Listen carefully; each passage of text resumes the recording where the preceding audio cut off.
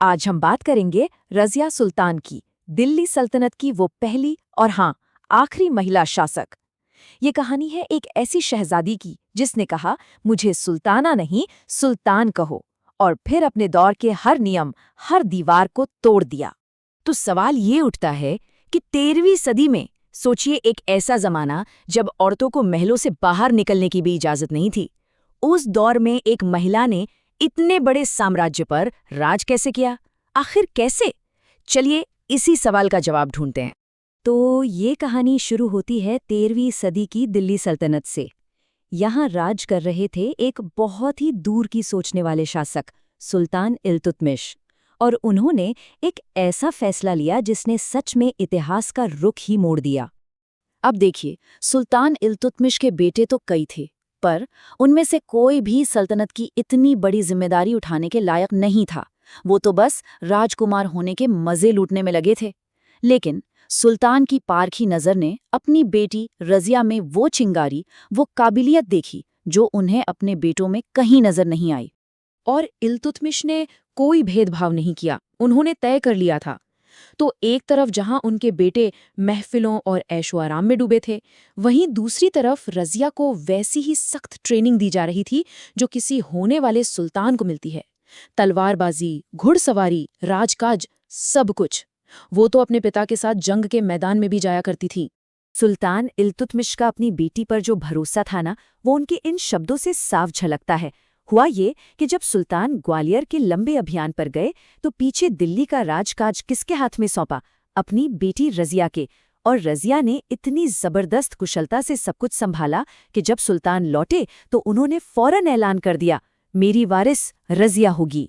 लेकिन पिता का फैसला एक बात थी और तख्त तक पहुंचना बिल्कुल दूसरी। रज़िया का ये सफर कांटों भरा था। तो चलिए अब देखते हैं कि कैसे उन्होंने अपने खिलाफ उठी हर आवाज को दबाकर सत्ता हासिल की। जैसे ही इल्तुतमिश की आंखें बंद हुईं, तुर्की अमीरों ने अपना खेल शुरू कर दिया। उन्हें एक औरत का हुक्म मानना मंजूर नहीं था, तो उन्होंने रज़िया के नाकाबिल भाई रुकनुद्दीन को गद्दी पर बिठा दिया। खैर, 6 महीने भी नहीं बीते कि उसके खराब शासन से दिल्ली की जनता तंग आ गई। और तब रज़िया ने एक मास्टर स्ट्रोक चलाया। वो लाल कपड़े पहनकर, जो उस जमाने में इंसाफ मांगने का प्रतीक होता था, सीधे दिल्ली की जनता के बीच पहुंच गईं। और बस लोगों ने उनका साथ दिया, विद्रोह हुआ और रुकनुद्दीन को हटाकर रज़िया को अपना सुल्तान चुन लिया। और यहीं पर एक बहुत ही दिलचस्प बात होती है। रज़िया ने जोर देकर कहा कि उन्हें सुल्ताना नहीं सुल्तान कहा जाए। क्यों? क्योंकि सुल्ताना का मतलब होता है सुल्तान की बीवी, और सुल्तान का मतलब होता है रूलर, शासक। तो ये सिर्फ एक शब्द का हेरफेर नहीं था, ये एक ऐलान था कि मैं किसी की परछाई नहीं, मैं खुद सत्ता हूं। सुल्तान बनते ही रज़िया ने वो किया जिसकी किसी ने कल्पना भी नहीं की थी। उन्होंने पर्दा फेंक दिया, मर्दों वाले कपड़े पहने और एक राजा की तरह बिना किसी पर्दे के खुले दरबार में बैठकर लोगों की परेशानियां सुनने लगी। इतना ही नहीं, वो हाथी पर बैठकर अपनी फौजों को जंग में लीड करती थीं। सोचिए जरा। और अपनी बादशाहत पर आखिरी मोहर लगाने के लिए रज़िया ने अपने नाम के सिक्के जारी करवाए। ये कोई मामूली बात नहीं थी। इन सिक्कों पर लिखा था, महिलाओं का स्तंभ, समय की रानी। ये दुनिया को बताने का तरीका था कि यहाँ किसका राज है। पर रज़िया के ये क्रांतिकारी कदम हर किसी को पसंद नहीं आ रहे थे। एक बहुत ताकतवर तबका उनसे बेहद नाराज था, और ये थे तुर्की अमीर। उन्हें ये बात हजम ही नहीं हो रही थी कि एक औरत उन पर हुकूमत करे। इन विरोधियों में सबसे आगे थे तुर्काने चहलगानी, मतलब 40 अमीरों का गुट। ये वही 40 ताकतवर तुर्की गुलाम थे जिन्हें इल्तुतमिश ने ही बनवाया था। लेकिन अब ये इतने पावरफुल हो गए थे कि पर्दे के पीछे से असली हुकूमत यही चलाना चाहते थे। तो ये अमीर नाराज क्यों थे? कई वजह थीं। पहली और सबसे बड़ी वजह, रज़िया एक औरत थी। दूसरी, वो उनकी कठपुतली बनने को तैयार नहीं थी, वो अपने फैसले खुद ले रही थीं। और तीसरी बात जो उन्हें सबसे ज्यादा चुभ रही थी, वो ये कि रज़िया गैर तुर्की लोगों को भी बड़े बड़े पद दे रही थी, जो सीधा सीधा इनके पावर को चैलेंज था। और फिर इस सुलगती आग में घी का काम किया एक नियुक्ति ने, जमालुद्दीन याकूत। याकूत एक गैर तुर्क, एक हबशी गुलाम थे, जिन्हें रज़िया ने शाही अस्तबल का इंचार्ज बना दिया, जो एक बहुत बड़ा पद था। बस तुर्की अमीरों के लिए ये बर्दाश्त से बाहर था। उन्होंने इसे अपनी तौहीन समझा और रज़िया और याकूत के बीच अफेयर की झूठी अफवाहें फैलाकर बगावत का माहौल बनाना शुरू कर दिया। और अब कहानी उस मोड़ पर आ जाती है जहां ये सारी साजिशें एक खुली बगावत में बदल जाती हैं। यहीं से रज़िया की जिंदगी का सबसे मुश्किल और दुखद दौर शुरू होता है। बगावत का झंडा उठाया बटिंडा के गवर्नर मलिक अल्तूनिया ने, जो कभी रज़िया का बचपन का दोस्त हुआ करता था।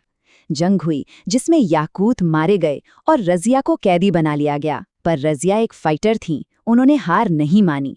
कैद में रहते हुए भी उन्होंने एक चाल चली और अपने ही दुश्मन अल्तूनिया से शादी कर ली।